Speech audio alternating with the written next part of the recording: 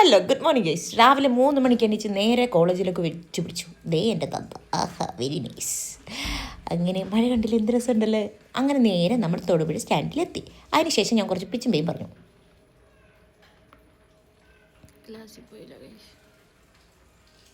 ചില സിറ്റുവേഷനിൽ എനിക്ക് തന്നെ തോന്നാറുണ്ട് എനിക്ക് ഭ്രാന്തുണ്ടെന്ന്.